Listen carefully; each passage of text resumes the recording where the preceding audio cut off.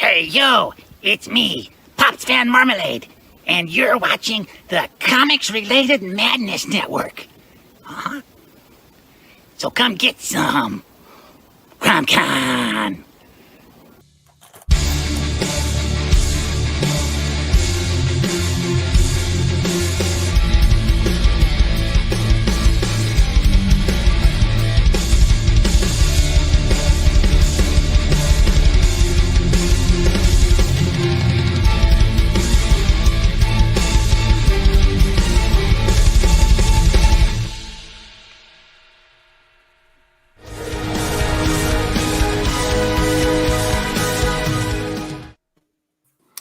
Hello, everyone, and welcome to Silverline Silver Sunday.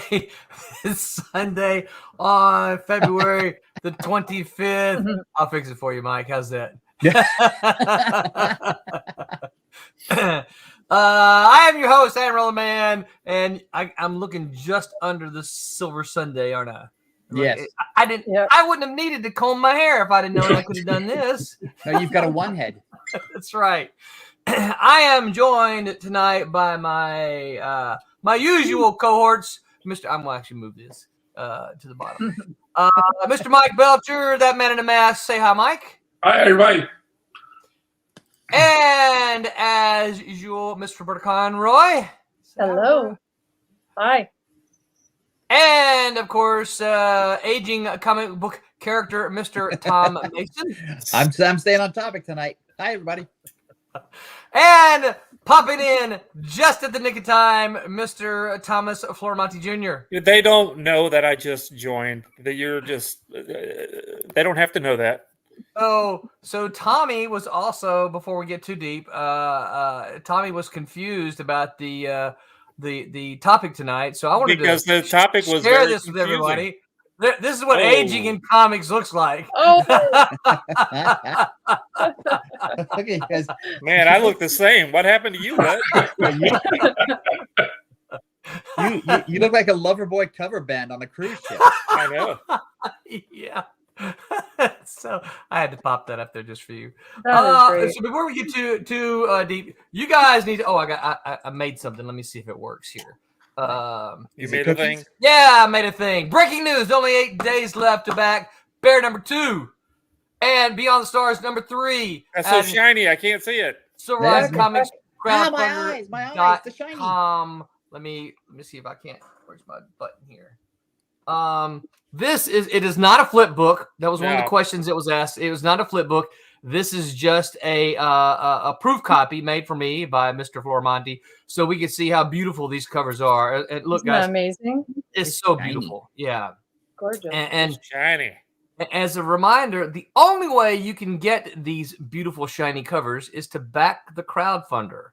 That's the only way you can get them. You'll still be able to get the book, but if you want these gorgeous foil covers, you have to back the crowdfunder. I just these things are just gorgeous. Tommy and Barry over Kablam do a fantastic job with these things. I have to hold them still so it doesn't get blurry, doesn't it? Don't I? Yeah, those guys are pretty good. Still for a second, yeah. When you flip it like that, but they're pretty good. Yeah. When I flip it, what? When you flip it like that, it hypnotizes me. Yeah, I know. You're getting very sleepy. all right. Let me get back out of here. All right, there you go. So you guys get over there. It's really, really, really easy to get to. SilverlineComicsCrowdfunder.com. Get over there. I have a question. Yes, sir. What are they about? Well, so Beyond the Stars is you can see it's written by Ron Fortier with art by Andrea Bormida and Mr. Mike Belcher there. Did the letters? I think Mike didn't you design the logo as well? I did. Yeah, fantastic logo here. Beyond the Stars is very classic space opera. You know what? I need to give Ron to give Mike. Do you know Ron's elevator pitch for this thing? Basically, it is the idea of humanity fighting against an unknown threat. That's basically what it boils down to, and the uncertainty of it. The threat comes from outer space, and they have to react. Man has to react to it. It comes from deep space, and man has to react to it. So if you like space opera, if you like science fiction, Exactly. this is It's the sci-fi. thing. You got to check this out. Maybe towards the end of the show, you could play the video. Oh, I don't know if I have the video. Yeah, 40 is a real pulp guy. I mean, Yes, he is.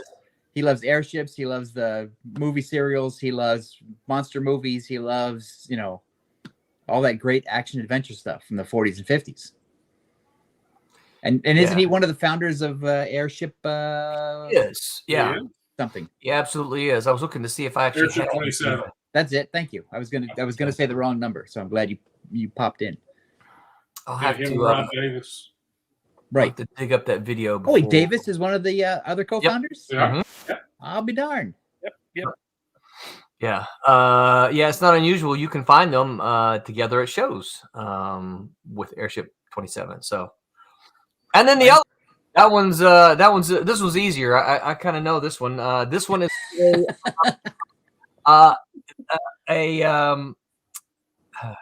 put me on the spot. Except for that you don't know. Right. Is it about a bear?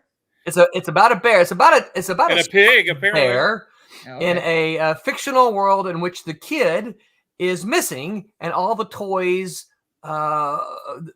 refer to him as the lawgiver. And now that the lawgiver is gone, chaos rules. But the kid has told Bear, which is that one right there, right? Has told him he's going to come back and get him and take him up to the big house. And nobody believes him. They think he's dead. They think the kid is dead. So everything in this fictional world is chaotic and hectic, and it just all madness breaks loose. So it's a lot of fun. Toy must never kill toy. Toy must never kill toy. That's right. Okay. And there's no art in here, so I can't flip through and show it to you because, as I said, this is just a proof copy. So get over there and back that if you can. One more look at young Tommy before we talk about aging in comics. Which episode of Different Strokes were you on?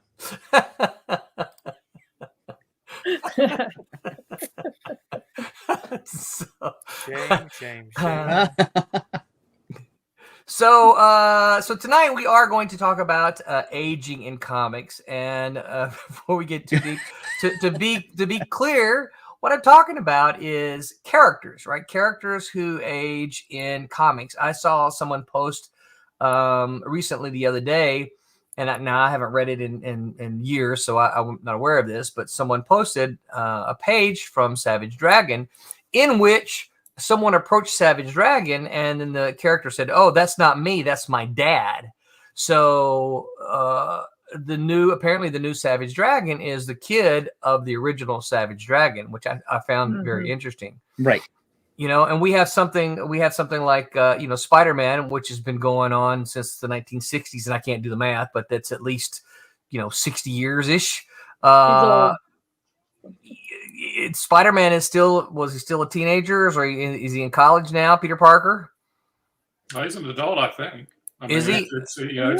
Full. He's working on his third PhD. I think every issue that's come out is actually just one day in time in his life. So of course that's why he still looks young, because he's only a couple of years older. Of course, I started reading Spider-Man in the 70s. Blew that off. He's like, no, that's not what's going on. Yeah, you know what? That is a nice theory, but I don't think so. Oh. I started reading Spider-Man in the 70s, right? So 10 years after the introduction, and he was still young, right? He was. I can't remember if he's out of high school or just out of high school, or if he was still in high school.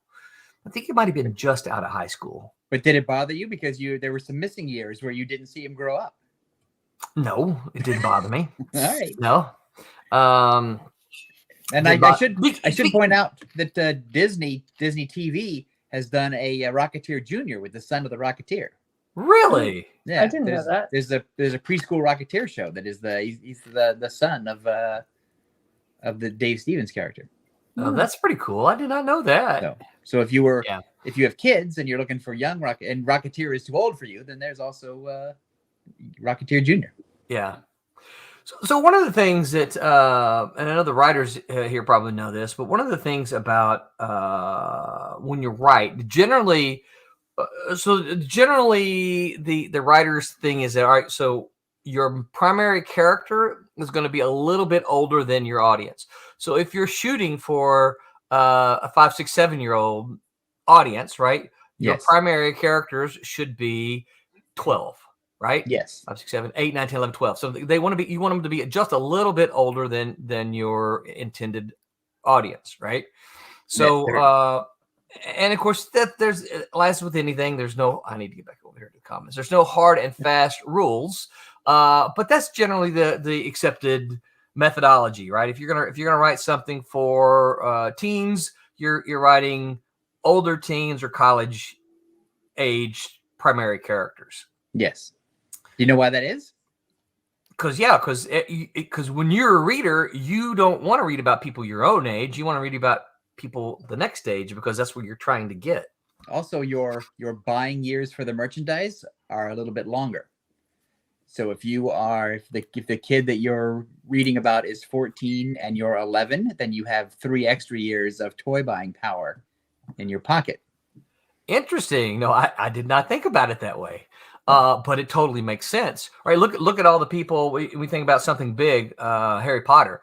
Look at all the people, the fans that stuck around with Harry Potter. And actually, you know what? Now that I think about it, because I hadn't thought about it before, Harry Potter is a great example of characters aging with Yes. with the story, right? And with the audience, because the audience who bought the Harry Potter books when they first came out is about 8 years older by the time the last book comes out. Yeah. So they follow along that same character journey. Right. Yeah, because they wouldn't be interested by that time in their own life. They wouldn't be interested in reading about someone who's young. They No. or, And also or the younger. And the books get darker in tone. Yeah. Well, it's So like every book was just them a year older. Right. Yeah. Because then they were going through school. Yes, went to school, yeah. Yeah. Yeah, that's right, because it was a school year. Yeah, wasn't it was there just like a school year. Wasn't there like 8 books though? 7 books, 8 movies, because they split the last book into 2. So it took him 7 years to get through 4 years of school? I understand that. Yeah, that can happen. There's nothing wrong with that, Roland. Sometimes it takes you a while. Magic's hard. That's A lot of mayhem. Gotta learn some spells. That's right. You're turning people into newts by accident all the time. Yeah. Plus you gotta play that stupid flying broom baseball game. That's right. Yeah. I could never ride that broom like that. Yeah. So I think that's a good example. Of course, that's we're talking novels there, but what about comics? Well, originally do they have? I guess you're asking, do they have to age, or can it just be the same? Well, think about let's think about some examples, and then we can talk about whether it's a good or bad thing, or whether it worked with my or didn't Zomboy work. stuff, I just plan on leaving them in the first grade. Yeah. Yeah, they're not going to age. They're just going to be Right. 6, 7. Every story I'm going to tell, they're the same age. I'm not going to make them grow old. Yeah, because the but you decide that ahead of time, right? Right, yeah. Yeah, because I think what happens is that comic books, in particular, we were supposed to stop reading them after a certain time, so we didn't grow old. We didn't become. We didn't get to be 50-year-old comic book fans and going, how come Spider-Man is still in college? right. So we were supposed to be done with that, and then our kids were supposed to start reading it, or our grandkids, or whatever, and then it wouldn't bother them, Right. because we'd be reading James Bond or Doc Savage or whatever it is we read, and so it just because comic book fans stayed comic book fans throughout their entire life that we started thinking about, hey, shouldn't Peter Parker be 75 years old by now? Yeah, we ended up running it for everyone. Right. We asked the wrong questions anymore. We shouldn't let them age with us. I mean, that's there's too many other ethical and moral questions that just don't belong there. So Mike, I'm not meaning to put words in your mouth, but am I hearing you say that you're of the opinion that comic book characters should not age in the comics? If they're, I think it's a particular writer's choice. I mean, I'm with Tommy. I mean, my character, I don't plan on aging him as I do. I mean, it would kind of take the fun out of it. But I'm not saying that comic characters can't age. I've certainly seen it done, very well. Heck, Dark Knight Returns is all about being a geriatric, Bruce Wayne, and how's he deal with a world that he's definitely out of sync with. So, I mean, in little spurts, aging characters can be very well done. But I think that but you look at The Simpsons, The Simpsons, whether you believe they've jumped the shark a long time ago, they've maintained that same age. Yeah. And, if they were, I mean, they've done little flash forwards, when they've gotten older but little spurts of seeing the future have been pretty much their limit. They haven't actually aged the characters. And I think because we have a perception, I think like Superman, I think that when you start trying to age characters that have been around for 70 or 80 years, you end up putting more on them that maybe, again, you end up taking the fun out of them. Yeah. And, like I said, I've seen it very well done. Kurt Busiek on the last Astro City book, his characters age in real time. He started Astro City in the 90s, and in about 2014, 15, his characters were 20 years older. And there was a very nice arc with two of his characters that were about, I'm slowing down. I'm not where I used to be. And he, it was a very emotional story. And so he couldn't have done that with the original versions of those characters. So, I mean, it can be done. I think it's choice. Yeah, I think I agree with that, because I think it's a lot depends on if you're going to make time a factor in your storytelling. Right. And The Simpsons doesn't make time a factor. Right. And the characters on MASH, for example, I know we're talking about TV now, but characters on MASH, they fought the Korean War for 10 years. They did, didn't they? Korean War was only 3. And so, but they didn't, and they allude to certain things, like they have Christmas holidays, and they have weather changes where it's wintertime or whatever, but they don't make time or the passage of time an element of the story. The characters become the element of the story. The characters grow, but they don't age. And I think that's the conscious choice. Whereas, like with the Mike's Dark Knight example, I think Dark Knight is a great example of that, where you see old Batman or whatever, but I wouldn't necessarily want to see that every month. I wouldn't want to see old. I wouldn't want to see old Batman for 30 years. No. Yeah. And that was an interesting story, but it was the one-off story that that I want to go. That's kind of what I was gonna say. Maybe those stories are just different timeline period, rather than like the whole run of Amazing Spider-Man is not supposed to be from high school going into college, and then skipping a year of college and then doing something, maybe it's just kind of just a general early 20s, whatever. And then we see Spider-Man as an old dude. That's just a different timeline. That maybe it's not supposed to be a chronological thing. Because what I don't like in I'll just stick with Spider-Man for an example. What I don't like is when I find a really good Spider-Man, a really good Batman story that I like, and then somebody comes along and says, well, this contradicts something from 1964. Right. Well, I don't really care. You don't care. I don't care, because I'm sure there's something in the new James Bond movie that contradicts Goldfinger. Yeah. But I don't care.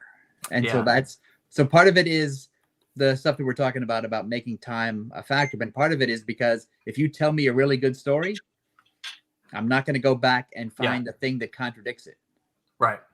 Yeah. And I think James Bond is a good example of a character who's been around for a long time and doesn't really age. And I think that's one of the things I like. My son and I talk about this about the Marvel movies, and we won't go too deep there. But part of the new Marvel movies don't feature the A-list characters, right?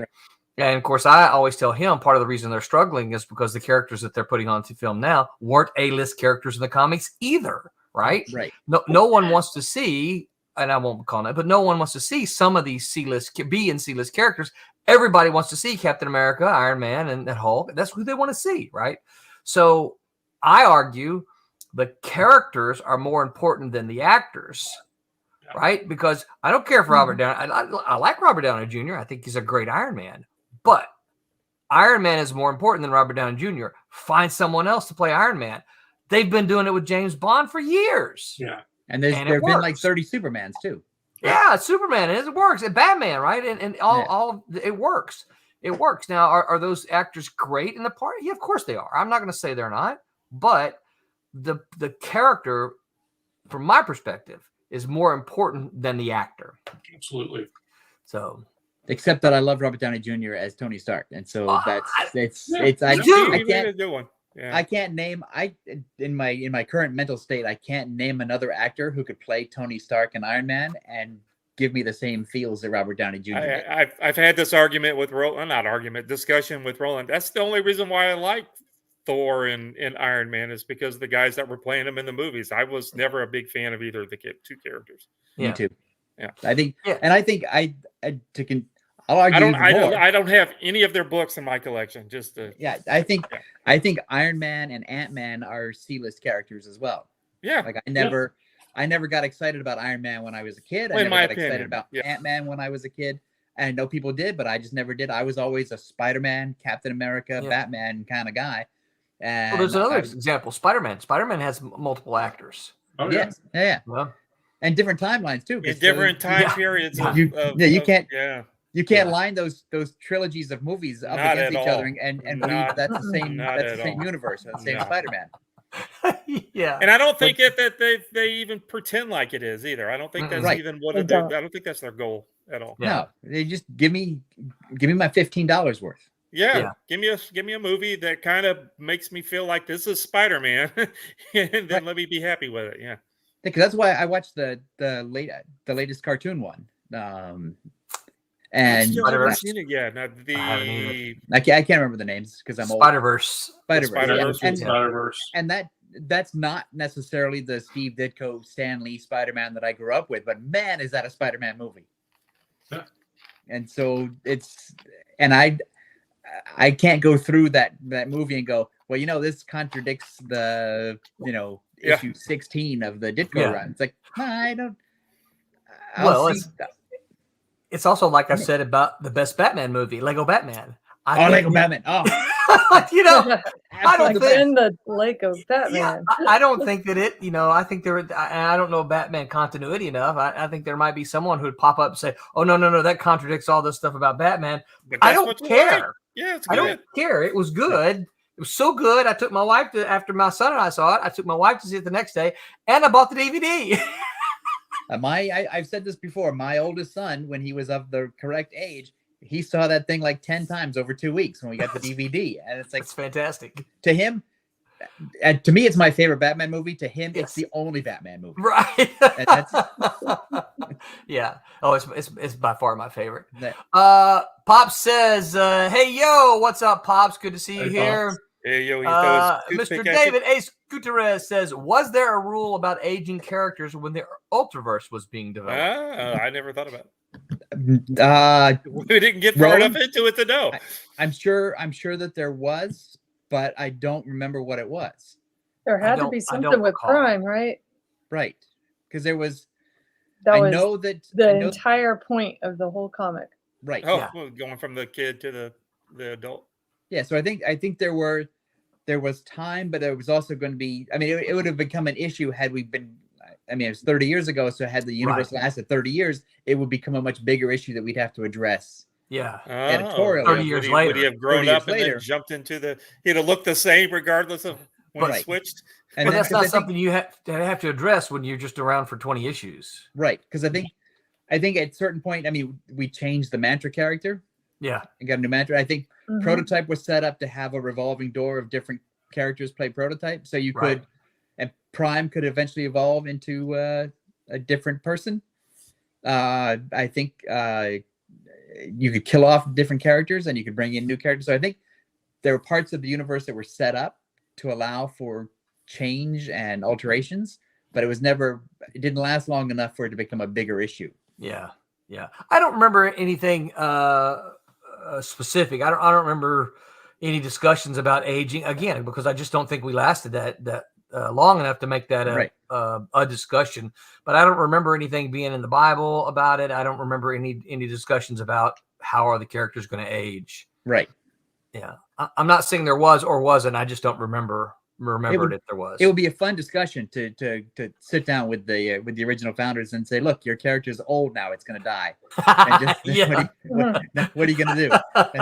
Yeah. No, he's not. Oh man, I would love to hear Gerber talk about that. Oh, wouldn't you? Oh, Yeah, oh man, that would be fantastic. Yeah, you take him out for a long lunch and just say, Steve, here's the thing. it's 20 years later. What do you think? What do you Right. think was going to happen? For 30 years, I guess. Yeah. All right, so one of my questions then is about and Mike said something kind of hinted at it that we kind of being our generation of readers are the ones that kind of ruined it because we wanted Spider-Man to, and I'm just going to use Spider-Man, but we wanted Spider-Man to get older with us. I don't know that I wanted Spider-Man to get old. I didn't. I always either. liked him in college. Yeah. The college. I years didn't Spider-Man. care that I sort of liked it in that sort of static state that it was in. Yeah, I do too. And so I wasn't sort of like, oh, now I want to see Peter Parker get a real job. I want to see him sit in a corporate cubicle and and punch time clock, whatever, or get work on the factory line or something. I never wanted to see any of that sort of aging side. I didn't want to. Oh, he's got back trouble now. He's got to wear. I want to see him go from a photographer to a graphic designer. Right. Yeah. So, that's right. I want to see him get laid off as the newspaper technology That's right. replaces him. None of that interested me. I just wanted good stories. Yeah. And I think, but a lot of times, some of this is writers just trying to find a way to keep the character interesting 12 times a year. Yeah. Because you got four and all or the five different. crossovers. Yeah, I mean, a lot of that was just the intention of a writer, almost listening to himself. Because, it used to be, middle-aged men writing for an all-age audience. Now it's middle-aged men writing for other middle-aged men. Right. I mean, and unfortunately, you have those questions in your head, and you shouldn't, actualize them on fictional, almost immortal characters. And Right. you can tell in the tone of the books today. Yeah. I mean, they're just, like I said, you end up putting up too much baggage on characters that really weren't kind of built to support asking those types of questions. It's kind of, I always call the Superman thing. You have a contingent of fans saying, well, how can anybody not know that Clark Kent and Superman are the same guy? He just wears glasses. You're talking about a guy who flies and looks through things with his X-ray vision. And you're going to tell me you need to argue that somebody won't believe that he's another character? I mean, it's that plausible deniability of fiction. You can enjoy it. And like I said, you have a different, a long time ago, I understand that the comics needed to change for a different audience. But at the same token, putting that aging, not necessarily the years on their face, but the aging environment. How about that? Yeah. Yeah. There's probably more of the issue that I've had. You kind of take the magic out of it. Yeah. You start asking these kind of questions. I want to see them. I guess what I want to see them tackle the modern world, but I don't necessarily want them to be as old as they are. Right. So I want to see. So Spider-Man has been around for almost 70 years. Right. I want to see him tackle the world of today, but still be the Spider-Man of yesterday. Right. I want to see him trying to sneak up with somebody and have his cell phone go off. Right. Yeah. So that's it. I wanted to know how does that stuff affect it? I don't want him to be 70 years old. I don't necessarily want the stories to be old man stories. I want him to be. No. I want him to be that kind of. The same thing with James Bond. I don't want James Bond to suddenly have a desk job. Yes, I agree. James Bond has a fast car. He's got a crazy gun. He's got, he has cool suits. The toys. He drinks martinis. He's got some kind of weird watch that does crazy shit. That's right. Sorry. And he just, that's what I want. Yep, I agree. David Ace Gutierrez says, as a middle-aged man, I don't need to see Spider-Man complaining he needs new readers. And by readers, he means glasses. Oh, there we go. Well, but also he does need new readers, and that's that's part of the problem too. And that is part of it. So, and this might be a whole different other discussion, but where do you think it went wrong, going from what Mike mentioned about growing up? Because I can remember hearing Stan Lee say on multiple occasions, that their target audience was the 12 to 15-year-old audience. Right. And someone asked him before, well, why end at 15? He says, well, at 16, because the primary audience was males. At 16, young males discover cars and girls. And it's all over. And they get it's all over. So what happened? Why did comics stop targeting that? And was it intentional, do you think, or was it accidental, or? Well, I think they went with the audience. I think, when I started reading hardcore in the mid '80s, DC was doing kind of like The Simpsons does. They do a episode that sometimes calls back to other episodes, sometimes doesn't. Yeah. They were looking for those casual readers every month. And then you had Crisis, and they were trying to go the Marvel way of having that, soap opera for teenage boys. Yeah. And some of us got caught in, we got caught into the web. And instead of finding that point where we stopped, we were the ones that wanted to legitimize it. Kids are DC, not just for kids, as it was on many of those covers. Yeah. And so we started, we kept with it. I mean, I did. Yeah. I mean, the way I look at it, they can be updated, but you still ought to be playing with the magic of the younger years, because again, we start getting more jaded as we get older. We start asking those questions, but again, they played to us because we were the buying audience. We were the ones that had money. As we were going along, we were paying for it. Well, I have a monstrous opinion. Okay, go. Let's hear it. So I agree with everything Mike said, but I think it started way earlier, and I think there are 2 points of note. One is that when comics got pushed off the newsstand, when the newsstand basically abandoned comics and drove comic books into the only market that they could develop on their own, which was the direct market shops. That's part of it, because then the comic book industry became a clubhouse. Yeah. And there was no way for anybody to bring in the kids anymore. Because the newsstand used to be that funnel, but the newsstand is never going to exist again. And the newsstand, it wasn't the comics pulled out of the newsstand, it was the newsstand telling comic books to go away. And so they did. And that was one thing. And the other is that a lot of fans became the creators. And the guys who used to write the comic books that we love, the more I read interviews with them, a lot of them just saw it as journeyman work. It was just a thing to do. They didn't really care about it. I've been interviews with Bob Haney where he never cared about Batman continuity. It was whatever story he could tell, and that was that. And so, but then once the fans became the creators, the fans, and when we're fans, we sit around and go, hey, I wonder what would happen if Spider-Man got old. I wonder what happened if Spider-Man got a job. I wonder what would happen if Spider-Man got like a magic ring or whatever. And then all of a sudden, we're writing these stories where, Spider-Man gets old. I had this idea when I was 12. Well, what would happen if Spider-Man got a ring? I should do that now. Yeah. What if Spider-Man buys a car? What if Spider-Man does this? And all, Spider-Man has to pay mortgage. Right. That's right. Yeah. A couple other comments here from Mr. Gutierrez. He says, wasn't it in the 70s when Stan realized he had a college audience? I think so. I think I remember it might have been even around Spider-Man, those drug issues when they ignored the code. Right. I don't remember exactly when that was. But yeah, even still, then they always said that their target audience was, and this is what I always, my argument is always smart writing, right? So even though their target audience was the 8 to 15-year-old, those comics were read by college kids and still enjoyed, because they weren't written down, right? They weren't saying, I'm going to write down to this age group. They were written in such a way that it could be enjoyed by that age group, but also understood by those who were older, much like the Harry Potter books. Yeah, but I also thought that Stan was also, he was the funky Flashman too. And so I think that he was also saying that our comic books are read by college kids as a way to legitimize the work.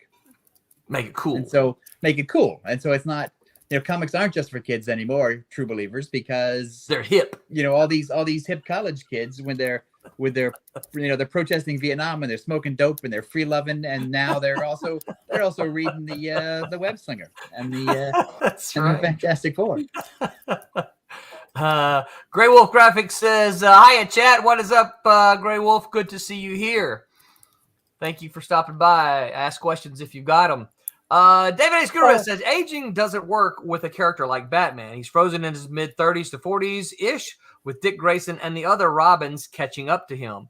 There's a great point. It's like Batman stays the same age, but all these Robins keep growing up and moving on. Well, he keeps killing them too, because it's a dangerous. He puts them in these bright costumes, and they all get killed. There's that great scene from Lego Batman where they're running through the Robin costume. Oh yeah. Yeah. I'm gonna have to watch that movie again. Oh, I know. me too. Unfortunately, I'm afraid I could probably, if I'm not too careful, I'll break out into that song. Oh no. Always been all black. No, don't start singing. Sorry. So okay. Shoot, Right. I had another. You want me a color? I forgot. Oh yeah, Roberta, watch you color. Yeah. We'll watch you color while we talk about aging. Yeah, what are you working on? Champion and Miss Fury too. Oh. So here's a question for you. Based kind of putting all the stuff that we've been talking about already. Do you think that aging a character? Oh, I like the way you can see the whole page over on the side. Yeah. Oh yeah. Mm-hmm. And then you can see see what you're focused Hold on on. right there. Yeah. There you go. So you can see it. Yeah. Oh, It's hard to.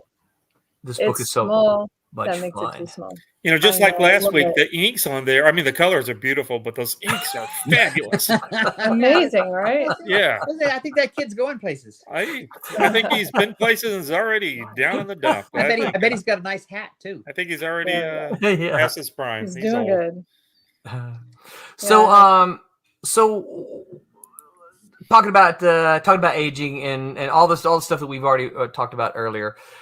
Do you think aging a character ruins a character? And let me add some other things in food for thought, because think about some of the things we said. We don't want to see Spider-Man have to talk about where he's going to get his new readers, right? We don't want to see Spider-Man talk about all those things, because when you age a character, it often, and not always, but it often fundamentally changes that character. So what do you think? What are your thoughts on that? Well, so I'd like to go back to a point that Mike made earlier, which is I think that the Dark Knight Returns exists because of the regular Batman monthly books. And so then the aging Batman storyline just becomes a sort of a side quest. Yeah. And so if I want to see 70-year-old Spider-Man trying to treat his sciatica and his arthritis and swinging through Manhattan, Putting big Which we game don't. on his arms and stuff. yeah, on old gray webs where he has to go and smelling like Gold Bond powder, That's right. then Icy hot on his knees. that's right. And fighting a villain named Arthritis. And so I think That's a good one. You should write that. but I think that's another side quest where it's like, that would be an interesting potential, One-off future story. for Spider-Man. But it's Yeah. only 4 issues. I don't want to Yeah. see that as my regular monthly Spider-Man. Right.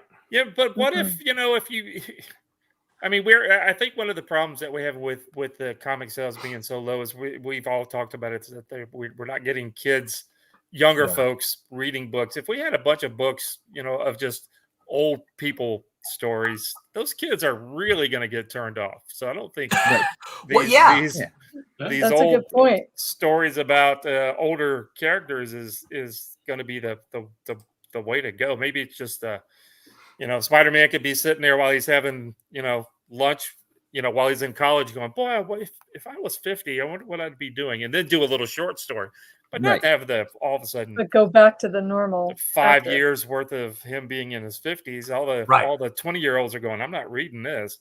Right. Well, I mean, here's the deal. You're closer to what'd you say, 70?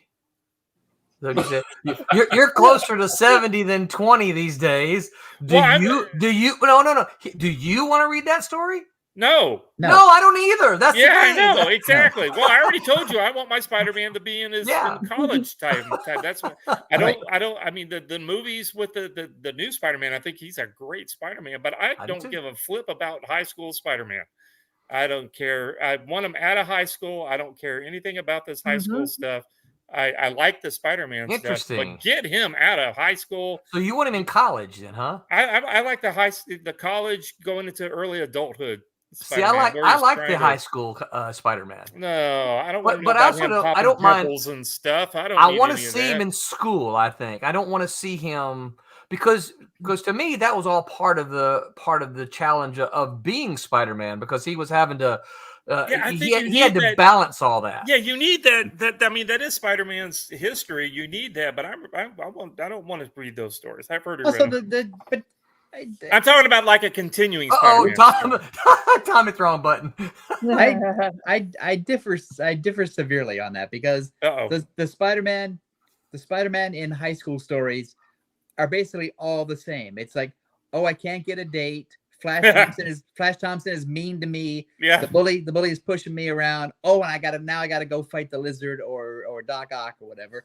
And then I go back to school and I still get no respect. And it's the high school beats are basically the same all the time. And if you read them, and if you read them once a month, that's okay. But if you read them in a trade and you see like 6 issues all in a row, it's like, oh look. Flash is pushing him in the mud again. Oh, look, the girl's not taking him to the sand in his face at the beach. Yeah, right. And so it's all the same. Yeah. It's all the same beat. And so I would prefer, and then there's that stuff of, oh, I've got homework to do, and oh, I've got to study for a test, and oh, I've got this. It's like, no, I don't really need to see my superheroes studying for a physics exam or whatever. I want to see them fight the 8-armed guy who's trying to marry his aunt. Yeah. Well, I always wanted to see that anyway. I always wanted to see them, the action, right? You know? But it was always interesting to me to know that he had those. I don't want to see him studying, but I always wanted to know that hey, he had a test, right? Right. He's oh crap, I'm fighting Doc Ock, but I really should be studying for my calculus test. It's like algebra class. If you tell me there's a movie or a TV show about somebody who's a computer hacker, first of all, I hate you anyway. But it's not. I don't want to see a guy or a woman sitting at a desk in front of a computer for 2.5 hours. You don't want to see the work. I don't want to see the work. They do it. No. Yeah. No. It's like I don't need to see. And the early Spider-Mans were all about, so Peter Parker could take the pictures for J. Jonah Jameson. Yeah, exactly. Yeah. And you got to have him his job. You got to show him he's got to put the camera up with the spider webs. You got to see how he they go back and get it. And how he does. Yeah, and I see. I'm not interested in any of that, and I don't think it adds any depth to the character. It's just like, so you were Tommy on that then. I guess Tommy and I are drinking buddies on this. I know we drinking a lot. Drinking buddies. Where are you at, Roberta? Where do you think that we should tell Spider-Man stories? Yeah, well, what I think is, you get in the weeds too much, and that is not the point of the fantasy. That is what is so interesting about Spider-Man. That is the minutia that everybody deals with. So you're not getting out of your head and being entertained. Yeah, I don't want to see Doc Savage go to his high school reunion. No. Yeah, I want to see the monsters. I want to see the the fights, and I want to see him get slammed by the editor, and how his photography is crap. That's funny, but crap, more crap. Yeah. Well, because Roberta wants to see more Secret Wars. Well, that was a fun dynamic, because J. Jonah Jameson was also as equally evil to Peter Parker as Doc Ock, and there was nothing. And so I think but that was sort of the thing that we all like. J. Jonah Jameson could represent all bad parents or all bad bosses or all super villains, whatever. Mm-hmm. I also didn't need that to be, Flash Thompson setting fire to the school bathroom. No. Right. Grey Wolf says no one wants 80-year-old Spider-Man drinking Geritol. Hey, can you still get that? Because I don't could use know. that. He could use some tonight. Well, that's like Got a 40% alcohol, I think. Is it really? I think that's why it was a pickup. Is that the secret? I think the Well- secret is the booze. What is it? What's the cough medicine that also has the alcohol in it? NyQuil. None. NyQuil. Thank you. NyQuil. Yeah, which often referred to. I'm Baptist, so I can say this. Often referred to as the Baptist beer.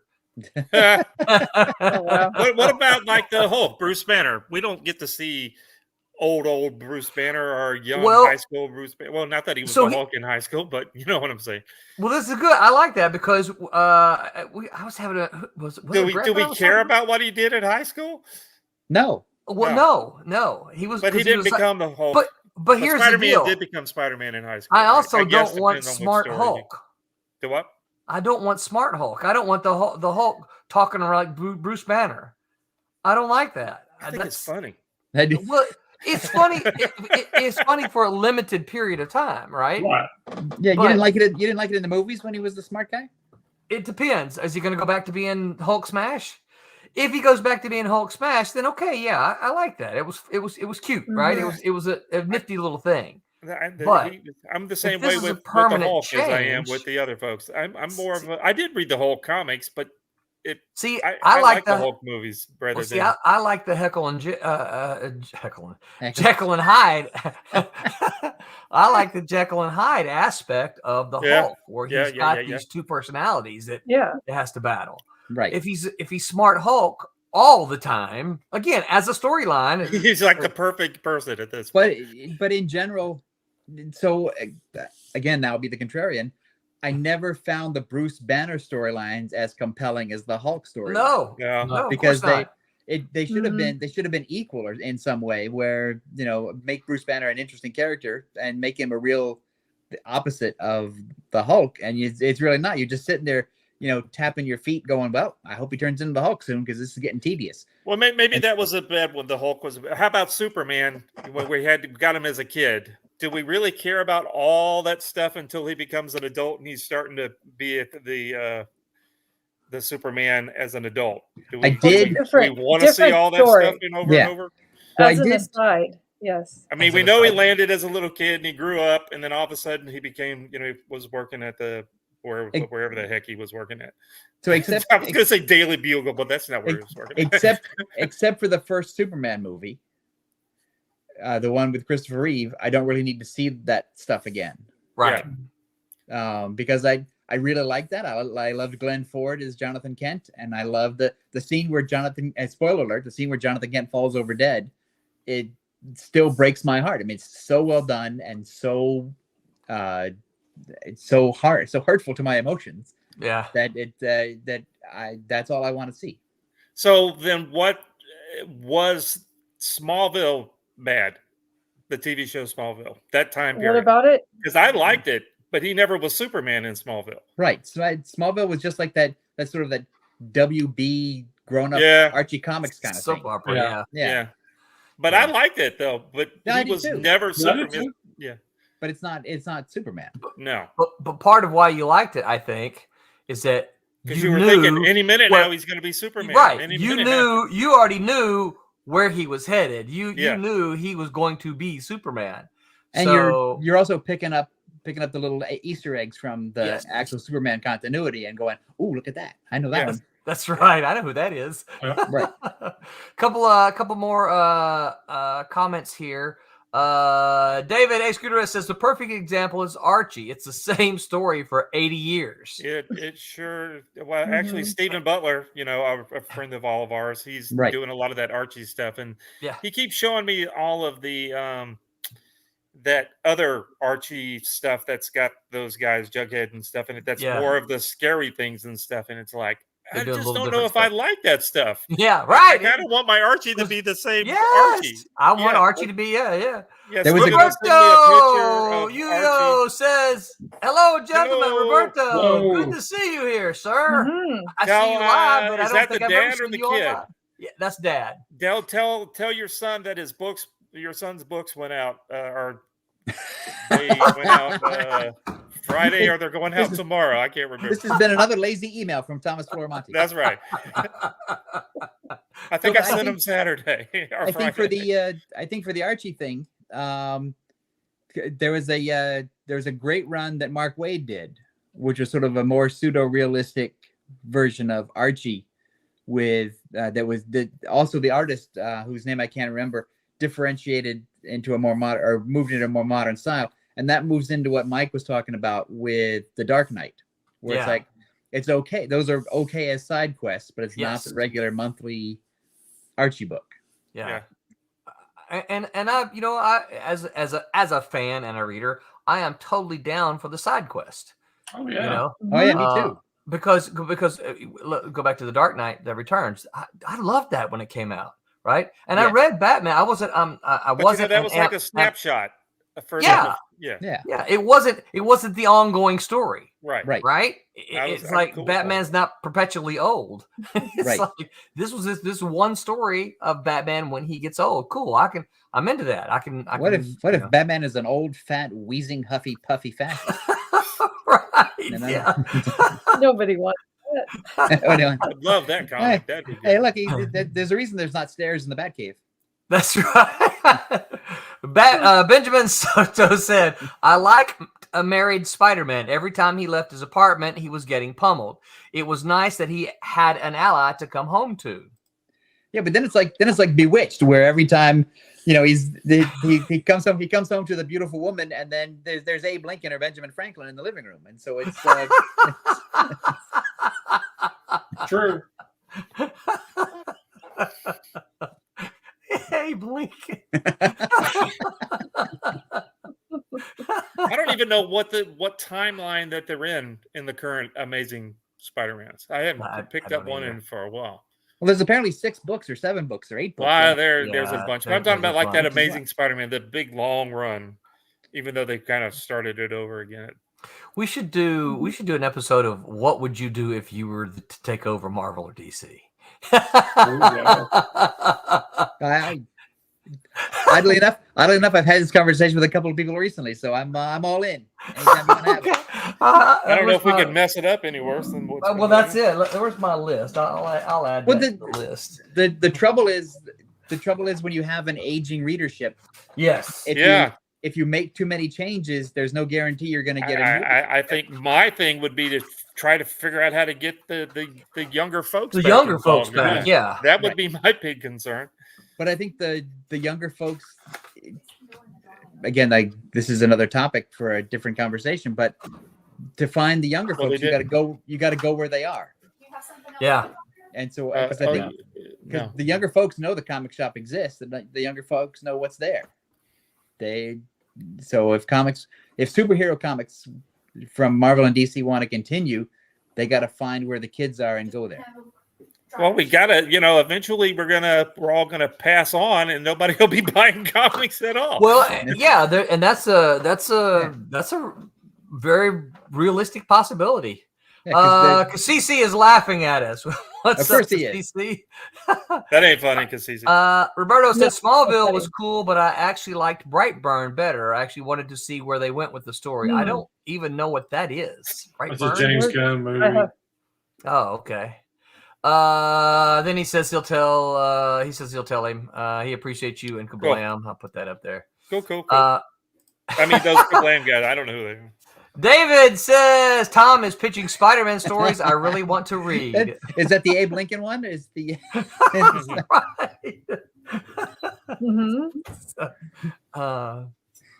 right? So we kind of went all over the thing tonight. I apologize for my participation. No. It's been fun. I was hoping we would chase some of these tangents, because there's been after we set Tommy straight on what we were talking about. Well, let's do some of my ideas of what I thought the title was supposed to be about. About us getting old in comics. Here we go. Yeah, there you go.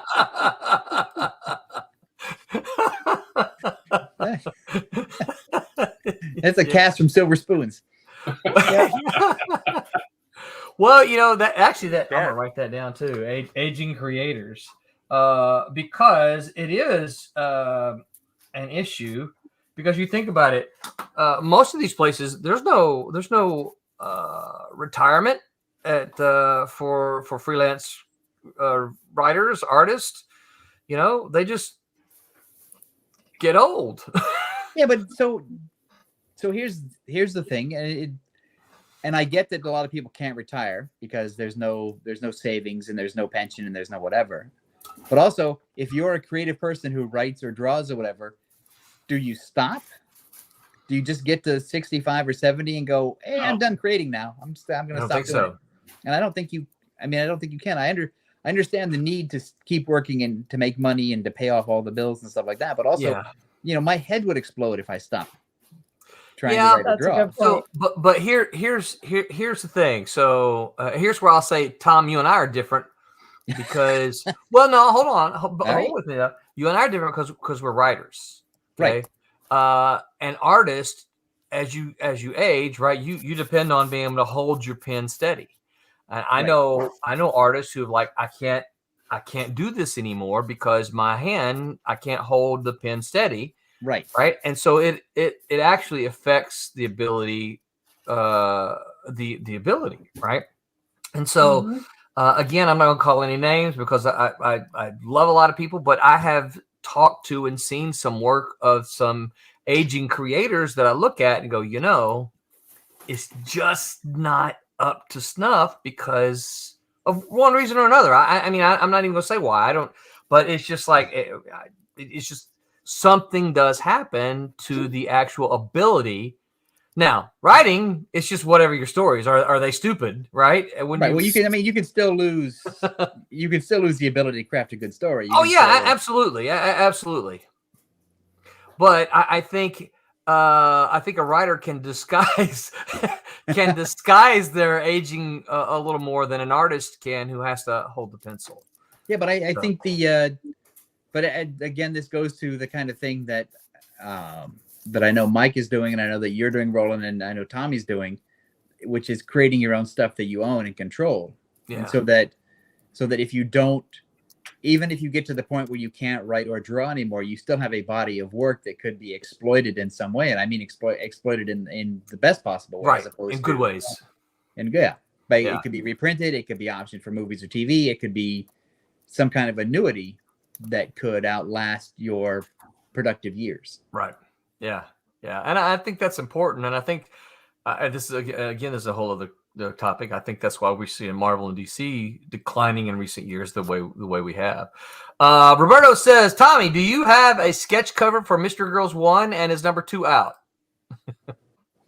Do I have? I can make one.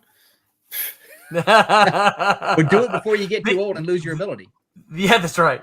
So the answer, Roberto, is yes. I can put a sketch cover on. I know the people that can print them. Oh yeah. Here you go. Here's to Tom's retirement comment. Let's go back. All right. Okay. Do you want one? And then he says, "Roland and Tommy, you rock." Yeah. Oh, just look at our picture again. Show our picture. Well, Roberta, Tom, and Mike are now upset. Yeah, look at it. We rock. Yeah. God, we look so. That's okay. I like the shirts. What shirts were we wearing? You had a cat and mouse shirt. What was I wearing? I had a cat and mouse shirt. Yours was a Paper Heroes shirt. Oh yeah, that we were at that show. Oh, that's Steven and Mitch were behind us, weren't they? No, Mitch got a Jeff Darrow shirt. Mitch wasn't there. Hold on, let me scroll out. Steven was look! There. Oh, that I forgot what's his name. He lives doing a funny picture of picking his nose. Yeah, that's John Christian, who was the owner. Of Paper Heroes. Yeah. Who's the nose picker with a hard boiled T-shirt? I forgot what his name was. I can't remember his name. Don't put us on the spot like that, Tom. You know, Roland, as you age, you start to lose your ability to remember things. Yeah. Ouch. All right, let me get to David's comment here. He says to your retirement comment, Tom, most people don't get to retire; they just stop getting hired, and I think that's true for a lot of comic book creators. Right, but that's also why you gotta make your own work. Yeah. There comes a point where I think you should recognize it. because I see a lot of creators, and again, I'm not going to name names, but they get to a certain point in their age or their career or whatever, where Marvel and DC stop calling and they get angry. It's like, I worked with them for X number and they stopped calling. It's like, well, that's been obvious for some time that Marvel and DC are going to stop calling. So what have you done? What have you done on your own to sort of cushion that blow? Because you can yell all you want to, but once Marvel and DC stop calling, they don't generally pick up the phone again. No. Yeah. And the other thing you'd think of too is like, look, you spent, let's just say 20 years. You spent 20 years working for Marvel and DC. Didn't you learn? Didn't you come up with any of your? Oh yeah, what'd you learn? Don't you have any of your own ideas that you want to do, or wasn't there someone that you collaborated with? You go like, you know what? I'd like to work on another project with that person. Go do it. And there's at least one major company, Image, who would take any sort of mainstream successful Marvel or DC creator and just say, "What do you got?" Yep. Yeah, absolutely. Carrie says, "Hey, gents." I'm sure she meant "Hey, gents" and Roberta. That's okay. I could be a gents. Meant to say "Hey, y'all." Hey, Carrie, what's up? Thank you for stopping by here. We appreciate it. Now Roberta's mad. Roberto says he does want one. Okay. He's gonna get Kyle Holtz or Rob Hunter to do the sketch covers. Oh, Kyle Holtz is great. Oh, yeah. Why do you want Kyle Holtz to draw something on one of my books? Now Tommy's mad. No. Oh, and speaking of, I found a lot of Kyle Holtz Nightman pages. If somebody wants to, we need to start. Did you really, Nightman? A ton of them. You found more? Yes. I don't know. They just magically appeared. I told you I found like 76 pages. You did, but your list. Even chaos pages. And stuff. Yeah. Wow. I'm telling you. I don't know where they came from. I'll help you out, Carrie. Carrie says, "Hey, Roberta, it's hard to see all the tiny faces. Here you go. It's okay. There we go. Now you can see us. Woo-hoo. Yeah, I found a bunch of Kyle Holtz with big shots of Nightman pages. Really, dude? Sure you know, I told you need to put those. You got to put those up on the Ultraverse page. I know. I need to buy an e-bike. They'll let you do that. Yeah. So I'll plug this on the Ultraverse Facebook page. I think next weekend, so March 1st, March 2nd, March 3rd, is they're having the Ultraverse sale where people who have Ultraverse merchandise can post for sale. Yeah. Oh, speaking of, look what I found. Renee, we've already got the cruise money. Well, my wife was just letting me know that those pages are going towards our cruise that we're going at the end of the year. I think if you get them Wednesday, good. The cruise is paid off. We don't need cruise money. So, Tom, I know one of the topics that comes up often is what an uncut. Oh, what was that? What uncut comic books look like. There they are. And I actually have an uncut comic in my possession. Actually, my mother had this. Is she a hoarder? Here's an Did uncut. you steal them from her? I did. Oh. Those are Mike Zeck. That's Mike Zeck cover, isn't it? This Mike Zeck covers, yeah. So this is an entire uncut, unstapled comic. Yeah, unstable. So, because I know sometimes people go, "I've got an uncut comic," and they post something, and I'm like, "That's not an uncut comic. That's not what it looks like." Right. So no, they also think it's some kind of printer's proof too, which is not. It's just it's just untrimmed, unbound guts. Yeah. So that's what an uncut comic looks like. Man. Okay. Get me out of here. That smells so good. How do I put Roberta back up there? I didn't want to remove her. There we go. So anyway, Mom, I found out my mom had, because I always send I told my mom something years and years and years ago. I told her, Mom, whenever I do, you're going to get a copy of, because Mom was always real supportive of me, right? So you're always going to get a copy of, and I would get special stuff like Tom would usually say, "Hey, Roland, here's your," or no, I think I probably got this from Eric. Eric, thank you, Eric Senna. And so I would just send stuff to Mom, that kind of thing. Does Mom like younger Spider-Man? I don't know. I'd have to ask her. Okay. My mom is an avid reader, so she probably has an opinion. We should get her on the phone real quick. That's right. Here we go. Roberto says, I just think they would make the girls look awesome in a different art style, Tommy. Cassisi says, that panel of Pistol and Nim looks great, Roberta. Thank you. There we go. Remind me next show we go to, I'll bring you one and you could get whoever to draw on it. You don't want me to draw. Speaking of which, Tommy and I will be that's right. This Saturday. Is it this Saturday? It is. It's this coming Saturday, March 2nd. We're going to be at Yancey Street signing copies of Trump's #1, which is out on the stands now. So I'll be at the Krispy Kreme on Augusta, Georgia, on Saturday. Wait, you're going to Augusta? You're going to Georgia? No, but I have one of the first down. Krispy Kreme I can find. Okay, I was going to say, wait, if you're in Georgia, that's pretty close. Yeah, no, I'll be at WonderCon at the end of March. Oh, fun! I haven't been to WonderCon since I was at Malibu. Really? Mhm. Yeah. It's a lot different than it used to be. Yeah. Is it It's good different a or lot bad of different long or lines. media different? It depends because well, here I go again. Because it used to be in Oakland, and Oakland was more of a comic book show, Right. and then as the comics industry changed and contracted and became the weird Right. thing that it is now, it moved down to Anaheim, and now it's a comic book show. But their publishers don't generally set up anymore, so Marvel and DC don't show up, and all the other stuff, and Dark Horse doesn't show up, and Boom doesn't show up. But there are a lot of smaller publishers and independent publishers that show up. So if you like the smaller independent publishers who are doing weird and interesting and wonderful books, that's a great place to go. And they also have an entire section of artisans, local craftspeople. Yeah. And so you can find, if you're looking for the Christmas gifts or special gifts or whatever, there's that section too. So it's a real mix of stuff. And there's also around the area, there's tons of great food. So Nice. and I don't know about you guys, but when I go to a convention, I'm less interested. I'm interested in finding out something that's cool or weird or interesting to read.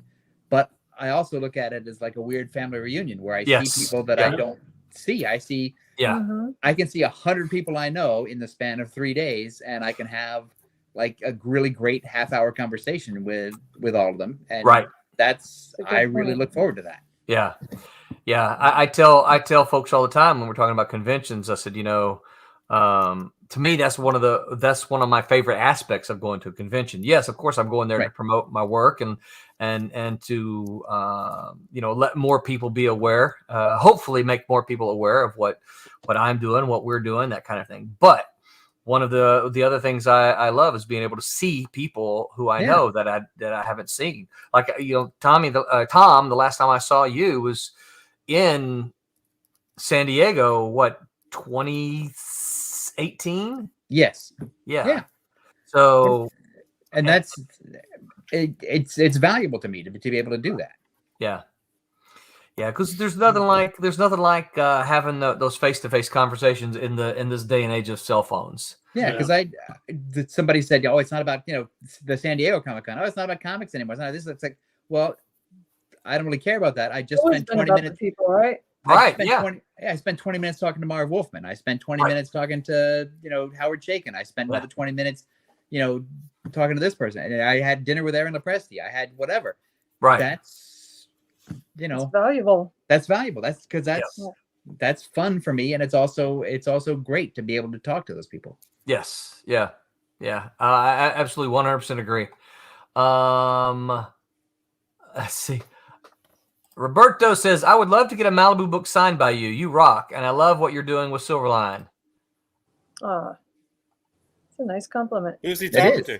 I think he's talking to Roland's mom. I think he's talking to Roland. I think he's talking to Tom or Tommy. It must be Tom because we see him all the time. He's picked up books from us. Yeah.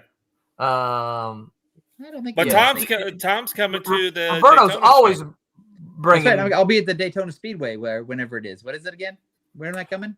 Daytona is September. Yeah, we got to figure that 7th and 8th. We're running out of time if we're going to make that happen. I'm going to have to renew my Geritol subscription. Tommy, I told Roland it'd be cool if you did a bear sketch cover for me. You rock too, my friend. Okay, I can do that. Cassisi says it's across the street from Disneyland as well. Yes, it is, and there's a couple of great places in the outside of Disneyland to eat. So. Oh, he's talking about Roberta. What? Really? There you go. That's He wants to nice. get some Malibu books signed by you. I guarantee Well, that's you, Roberta, nice. Thank you. Yeah. he knows which ones you did. He doesn't love me. He might. He does. He absolutely does. I kid you not. Every time I see him, well, I'm not gonna say every time. I think every time I see him, he has got a book for me to sign. That he's pulled out of his, and he's often told me I would have brought more, but I wasn't sure how busy you would be. And He's waiting for you to die so he can cash in. Oh yeah, because that goes back to the topic of the show. That's right. Comic creators getting old. Mhm. Right? Wow. Well, cool. Yeah, we got to So, get Roberta and Tom to come to the show. That's right. Mhm. Yeah. When is the Daytona And Mr. Speedway? Mike, you ready to come down, Mike? I'm going to stay home, and y'all can have my spot. One of these days. I'm not coming if you're not going to be there. Oh well, I'll pay to get in, and I'll say hello to everybody. That's good. All right. Well, I think I might could get my own spot if I needed one. my clock tells me that it is about 9:15 now. Y'all have anything else about aging in comics? It's bedtime for aging creators. That's what it is. Not a problem for Pendulum, by the way. You know what, Roberta? I was wondering if you were going to bring Pendulum up. Yeah, because I mean, really, he's got so many problems. Yeah.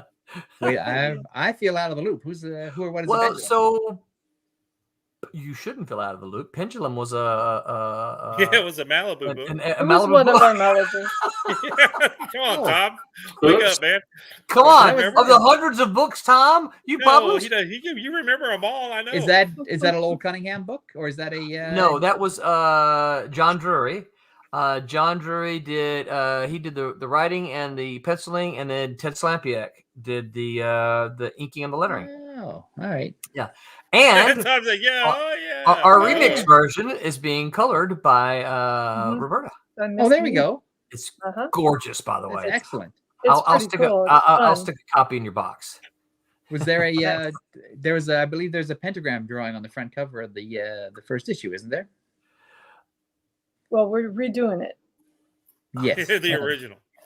Of the original. I don't remember. No. You're No. thinking. I don't remember a You're thinking pentagram. Mantis Files by Sid Williams. Yes, I am. Yes, yeah. All right. Hey, do you That still one keep did in have touch a with Sid? pentagram. What's that? Do you still keep in touch with Sydney? Not much. We swap some messages now and then, but not too much. He moved up to the Washington D.C. area, so So you cut him off. no, he more or less cut me off.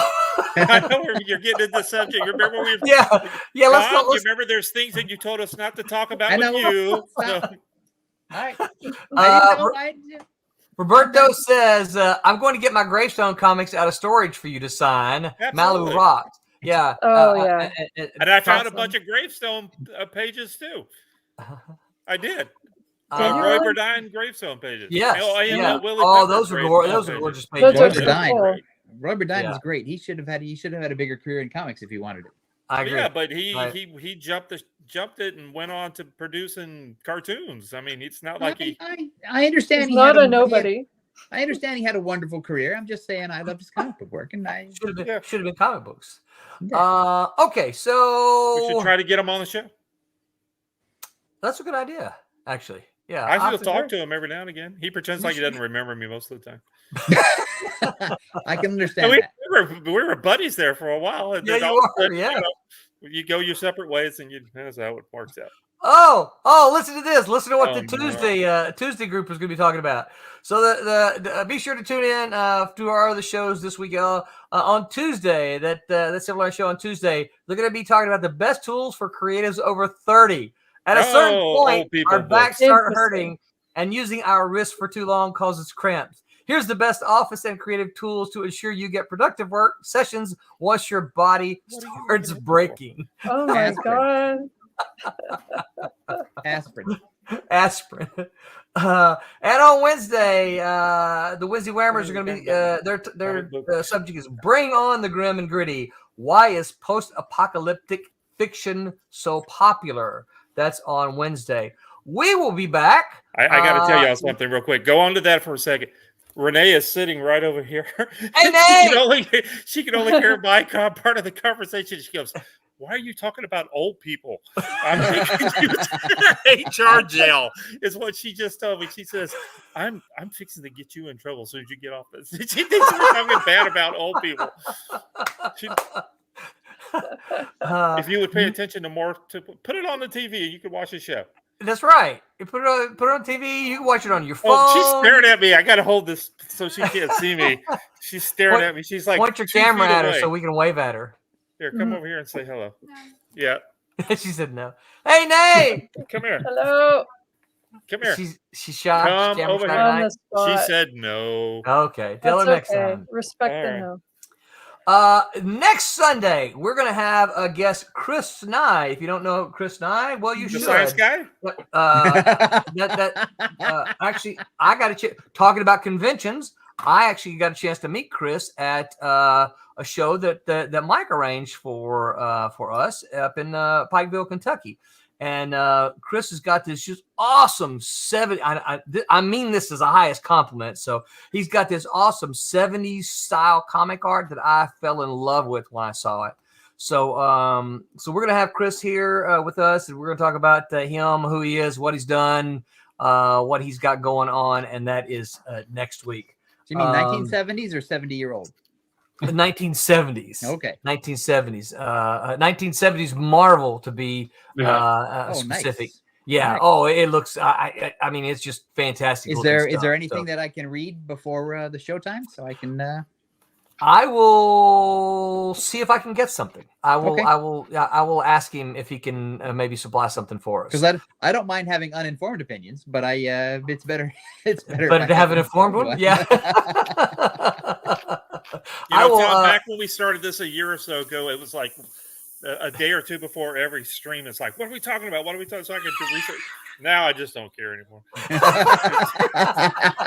Now start rambling. Yeah. What would happen is, so what Tommy's leaving out is what would happen is we'd be riding bikes. And he would say, "What are we talking about this week?" And then Tommy would launch into like a 20-minute. Here's my thoughts on this, and I'm like, "Save this for Sunday, dude."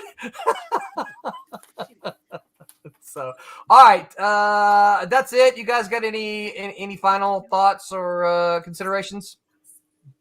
Nope. Okay. Don't forget. Go back it. It's still live for another 7 or 8 days. Yeah, 8 days. So go back this. We still got a ways to go. So we need you. And until next week, remember to make mine Silverline. Hi, my name is Paul Kupperberg. Make mine Silverline.